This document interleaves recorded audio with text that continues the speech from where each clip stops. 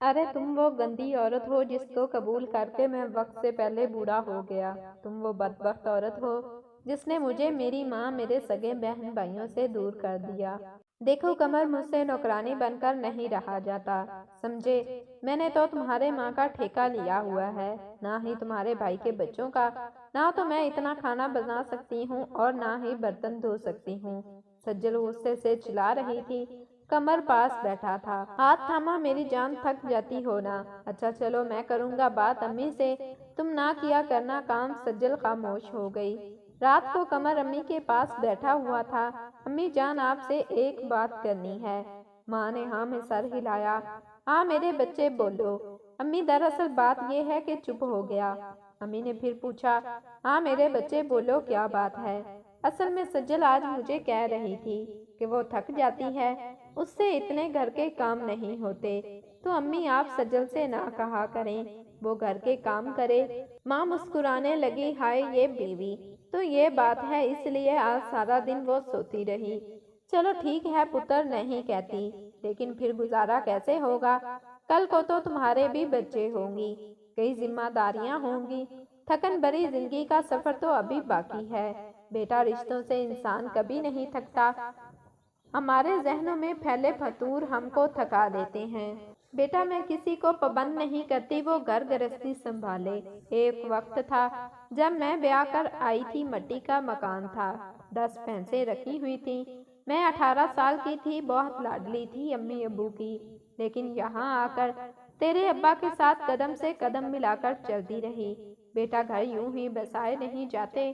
खैर, तुम्हारी बीवी की मर्जी है। मैं कोई जबरदस्ती करूंगी तो बहुत मुश्किल आएगी। ऐसा कर, तेरे भाई भी आ जाते हैं, मैं बंटवारा कर देती हूँ। तुम अपनी बीवी को लेकर अलग हो जाओ। इतने में सज्जल भी आ गई। कमर, चले। माँ ने प्यार से पूछा। कहाँ जा रहे हो पुत्र। कमर आहिस्ता से बोला। अम्मी, आज सुबह से सज्जल ने कुछ नहीं खाया, तो मैं सोच रहा था आज डिनर बाहर कर लें। अम्मी ने एक ठंडी आ भरी। अच्छा जाओ पुत्र। दोनों एक रेस्टोरेंट में पहुंचे, खाना ऑर्डर किया। सज्जल खाना खाते हुए पूछने लगी। अम्मी से बात की है आपने। कमर मुस्कुराकर इत्मीनान से बोला। हाँ मेरी जान, बताया है। अम्मी कह रही थी तुम लोग अलग हो जाओ। सज्जल के चेहरे पर एक मुस्कुराहट छाने लगी। ठीक कहा अम्मी ने, हम जिस कमरे में रह रहे हैं वही रखेंगे। खाना खाया, घर गए। 12 बज चुके थे, सब सो गए थे। माँ जाग रही थी। अपने कमरे में जाने लगे तो कमर को माँ ने आवाज दी। कमर पास जाकर सलाम किया। अम्मी, आप सोई नहीं अभी तक। अम्मी ने परेशानी से कहा। बेटा मेरे पास बैठ, अपनी बीवी को बुला। सज्जल भी पास बैठ गई। माँ समझाने लगी। कमर, तुम्हारे भाई कह रहे हैं सज्जल घर का कोई काम ना करे, लेकिन अलग ना हो। सज्जल के सर पर हाथ रखा। मेरी बच्ची, घर के काम काज हैं क्या। खाना बनाना, बर्तन धोने, झाड़ू पोंछा। मेरी बात याद रखना सज्जल बेटी, औरतें घर को घर नहीं जन्नत बनाती हैं। और जन्नत तब बनते हैं घर जब रिश्तों में मोहब्बत हो।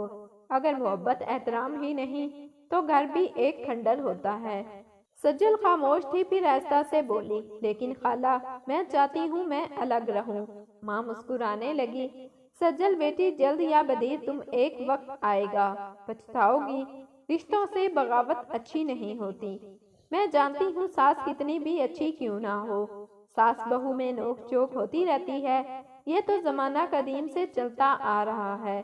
लेकिन अगर तुमको मेरे काम करने में परेशानी है तो मैं अपना खाना भी खुद बना लिया करूँगी और कपड़े भी धो लिया करूँगी। बाकी तुम सिर्फ अपने शोहर के काम किया करना, लेकिन हमारे साथ रहो सबके। सज्जल की जिद थी बस अलग रहना। माँ ने बेबसी में कहा। ठीक है, मर्जी करो फिर। कल को कुछ भी ऊंच नीच हो, हमारी भला से अलग कर दिया गया। घर में दीवार खींच दी गई। भाई तो नहीं चाहते थे पराए घर से आई एक लड़की को सबके साथ रहना अच्छा नहीं लगा। सज्जल खुद को आजाद समझने लगी। उसके चेहरे पर एक सुकून था। हम ये नहीं कहते उसने अलग होकर कुछ गलत किया था, लेकिन रिश्ते सिर्फ खाना बनाने, झाड़ू पोंछे पर खत्म हो तो समझ नहीं आती ये दूरी। सज्जल ने कहा। कमर, कल बड़ा टीवी लेकर आना, ये पुराने वाला सही नहीं है। कमर ने प्यार से कहा। ठीक है मेरी जान, ला दूंगा। ٹی وی بھی آ گیا، اب سارا دن یا تو موبائل فون پہ مصروف رہتی یا پھر ٹی وی کے سامنے۔ قمر ایک ہوٹل میں ویٹر کا کام کرتا تھا۔ سارا دن وہ تھک جاتا محنت کرتے کرتے۔ مالکان کھری کھری سناتے، گھر جاتا سجل فون پہ اپنے میکے بات کر رہی ہوتی۔ قمر خود کھانا گرم کرتا، کھا کر سو جاتا۔ سجل کہنے لگی، قمر میں تو کہتی ہوں ہم یہ گھر بیچ کر شہر چلے جاتے ہیں، وہاں کوئی پلاٹ خرید کر گھر بنا لیں گے۔ آہستہ آہستہ قمر تھکا ہوا تھا۔ سجل پاگلوں والی باتیں نہیں کرو، اللہ کا شکر ادا کرو۔ سجل بولی، پھر ایسا کرو مجھے 2 لاکھ روپے دے دو۔ قمر حیرانگی سے بولا، 2 لاکھ خیریت ہے نا؟ ہاں خیریت ہے، میرا بھائی دبئی جا رہا ہے، ابو کہہ رہے تھے اس کے ویزے کے 2 لاکھ کم ہیں۔ قمر بے رخی میں بولا، یار تو میں کیا کروں، 2 لاکھ کم ہے تو میں خود پریشان ہوں، 2 لاکھ ہوں تو میں کوئی کام دھندا نہ شروع کر لوں اپنا۔ سجل آہستہ سے بولی، میری جان یہ پریشان نہ ہوا کریں، میں کیا سوچ رہی تھی، میرا جو گولڈ ہے نا اس کو بیچ دیتے ہیں۔ میری ابو سے بات ہوئی ہے، ابو کہہ رہے تھے ہم نیا بنوا دیں گے۔ قمر غصے سے سجل کی طرف دیکھنے لگا، یار تم پاگل ہو گئی ہو کیا؟ ابو کو منع کر دو، ان کو بول دو ہمارے پاس کچھ نہیں ہے۔ سجل منہ بنا کر بیٹھ گئی، یہی تمہارا بھائی مانگتا تو تم گھر بھی بیچ کر اس کو پیسے دے دیتے۔ قمر بہت تھکا ہوا تھا، کروٹ بدل کر بولا، یار جا جو تیرا دل کرتا ہے کرو، میں کچھ نہیں جانتا۔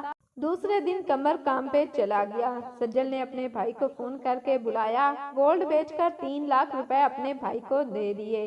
کچھ دن گزرے، قمر کی ماں کو پتہ چلا، ماں کا دل جلنے لگا، میرا پتر سارا دن گدھوں کی طرح کام کرتا ہے اور بیوی نے 3 لاکھ کا سونا بیچ کر میکے والوں کو دے دیا۔ یہ اس لیے الگ رہنا چاہتی تھی۔ ساس نے کافی شور کیا۔ سجل کے گھر آ کر سجل غصے سے بولی، تم کو تکلیف کیا ہے؟ میں گولڈ بیچوں یا گھر ہمارا ہے، ہم اپنی مرضی کریں گے۔ ساس بہو میں کافی تکرار ہوئی۔ قمر کے بڑے بھائی نے امی سے کہا، چھوڑے امی، جب اس کو الگ کر ہی دیا ہے پھر کیوں دخل دینا اس کی زندگی میں۔ بڑا بھائی امی کو گھر لے گیا۔ شام کو جب قمر گھر آیا، سجل مگرمچھ کے آنسو رونے لگی، قمر مجھے یہاں نہیں رہنا، بس میں تھک گئی ہوں اب۔ قمر کو بہت تیز بخار تھا، میری جان کیا ہوا؟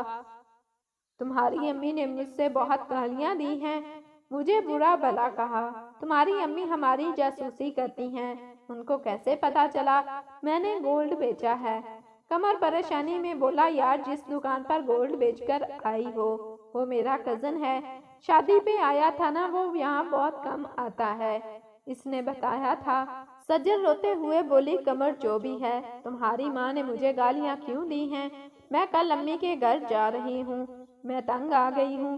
قمر کا جسم بخار سے کانپ رہا تھا، آہستہ سے بولا، یار مجھے سونے دو، میں نہیں سن سکتا تمہاری بکواس۔ سجل کو غصہ آیا، ہاں میں تو بکواس کرتی ہوں نا، میں تو تمہاری دشمن ہوں نا، بس میں ہی بری لگتی ہوں سب کو، مجھے اتنی گالیاں دی تمہاری ماں نے، وہ تو تم کو نظر نہیں آتی، میں بکواس کرتی ہوں۔ سجل رونے لگی۔ قمر کو بخار اتنا تھا کہ نیم بے ہوشی کی حالت میں تھا۔ اتنے میں دروازے پر دستک ہوئی، بار بار دستک ہوتی رہی۔ سجل پاس بیٹھی رو رہی تھی۔ قمر آہستہ سے بولا، جاؤ دیکھو کون ہے۔ سجل چلا کر بولی، کون ہوگا؟ تمہاری ماں آئی ہوگی تماشا لگانے۔ قمر نے ہاتھ باندھے، اللہ کے لیے چپ کرو۔ سجل قمر خود اٹھا کر دروازہ کھولا، سامنے ماں تھی۔ ماں نے سر پر ہاتھ رکھا، پتر کیا ہوا؟ آج 10 دن گزر گئے، ملنے نہیں آیا، آج پتہ نہیں کیوں دل بہت پریشان تھا، اس لیے ملنے آ گئی۔ ماں بیڈ پر آ کر قمر کے پاس بیٹھ گئی، قمر کی آنکھوں سے پانی بہہ رہا تھا۔ ماں نے پوچھا، ارے کیا ہوا میرے بچے؟ قمر بولا، امی بخار ہے۔ امی نے سر پر ہاتھ لگایا، پتر بخار تو بہت تیز ہے، دوا لی یا نہیں؟ قمر نے انکار میں سر ہلایا۔ سجل سے پوچھنے لگی کہ کچھ کھانے کو بھی دیا ہے یا نہیں؟ اب قمر کیا بتاتا، اس کے آتے ہی تماشے ختم ہونے ہی ہوتے۔ حالت کافی بگڑ گئی قمر کی، سجل بھی گھبرا گئی۔ جلدی سے قمر کے بھائی کو بلوایا، ڈاکٹر کے پاس لے گئے۔ ڈاکٹر نے چیک اپ کے بعد ایڈمٹ کر لیا، بخار کی وجہ سے دورے پڑ رہے ہیں۔ سجل پاس بیٹھی ہوئی تھی۔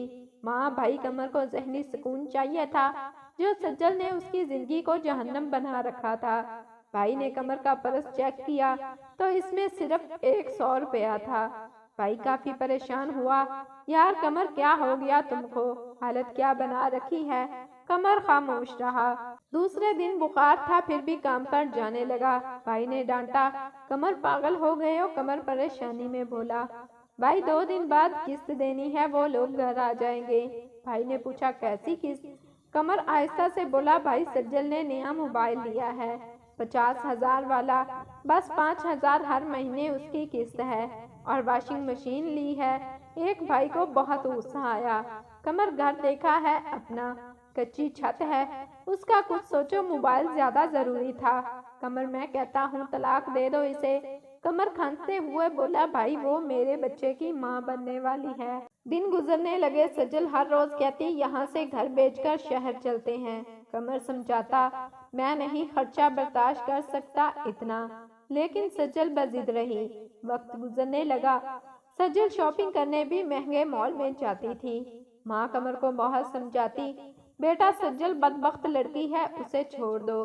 کمر کہنے لگا، امی اب ہمارا ایک بیٹا ہے، مجھے اپنے بیٹے کی فکر ہے، اس کا کیا قصور ہے؟ سجل کو اپنے بہن بھائیوں کی فکر تھی، لیکن کمر کے بہن بھائیوں کو دیکھنا بھی پسند نہیں کرتی تھی۔ صاف منع کیا ہوا تھا، کوئی بھی میرے گھر نہ آئے، نہ میں کسی کے گھر جاتی ہوں۔ کمر بہت تنگ تھا، لیکن مجبور تھا بہت۔ 8 سال گزر گئے، لیکن سجل کے جھگڑے، فرمائشیں اور تلخیاں ختم نہ ہو سکی۔ پھر ایک وقت ایسا آیا، کمر کی ماں دنیا سے چل بسی۔ ماں کے جانے کے بعد بھائیوں میں دوری بڑھنے لگی۔ کمر پہلے کبھی جو بھائی کے گھر امی سے ملنے چلا جایا کرتا تھا، اب امی بھی نہ رہی تھی تو بھائی کے گھر جاتے ہوئے قدم رک جاتے۔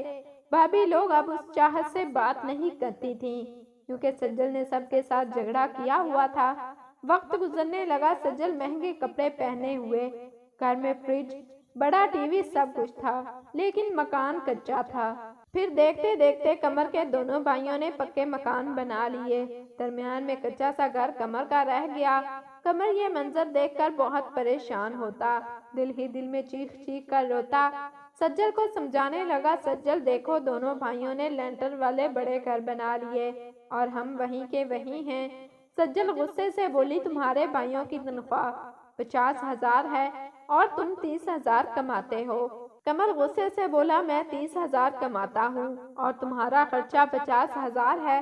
سجل بھی غصے میں بولی، میں تو کہتی ہوں یہ گھر بیچ کر شہر چلے جاتے ہیں۔ کمر گالی دے کر بولا، کتنی کمینی عورت ہو تم، یہ نہیں کہتی مہنگا موبائل، مہنگے کپڑے چھوڑ کر مل کر گھر کو گھر بناتے ہیں، تم ہمیشہ یہ گھر بیچنے کی بات کرتی ہو۔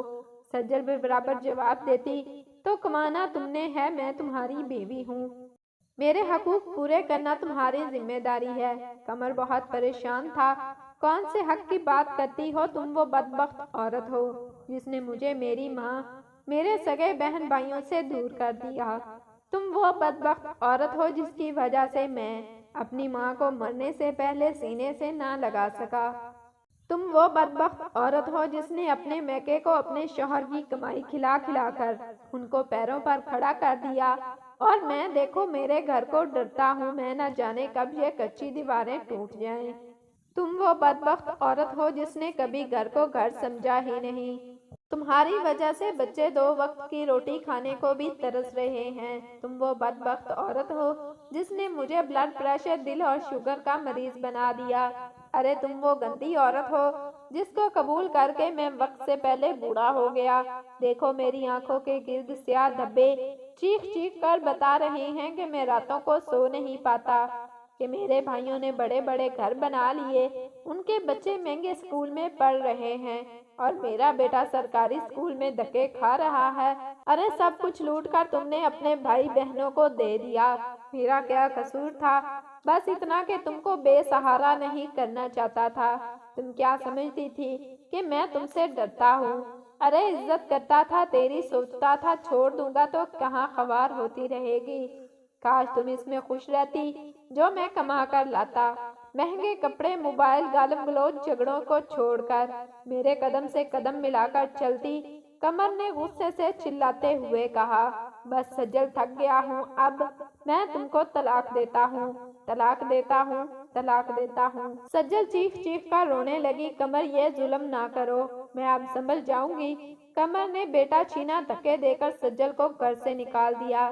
سجل میرے 12 سال تم نے جہنم بنا دیے، ارے کیا کیا نہ کیا تھا تمہارے لیے۔ سجل بھیک مانگنے لگی، لیکن اب وقت گزر چکا تھا۔ سجل امی ابو کے گھر چلی گئی۔ قمر کے بھائی بھابھی بھی شور سن کر آ گئے۔ بھائی نے مایوسی میں کہا، قمر اب کیا فائدہ تھا طلاق دینے کا؟ قمر رو رہا تھا، بھائی میں تھک چکا تھا، اب 12 سال گزر گئے کہ سدھر جائے گی، لیکن 1 سال گزرا تھا۔ سجل جب تک بھائی بھابھیوں کو قمر کی کمائی کھلاتی رہی تھی، سب مسکرا کر ملتے تھے۔ اب طلاق ہو گئی تو بھابھی نے کہا، دیکھ سجل، ہمارا خود مشکل سے گزارا ہوتا ہے، بہتر ہے تم دوسری شادی کر لو۔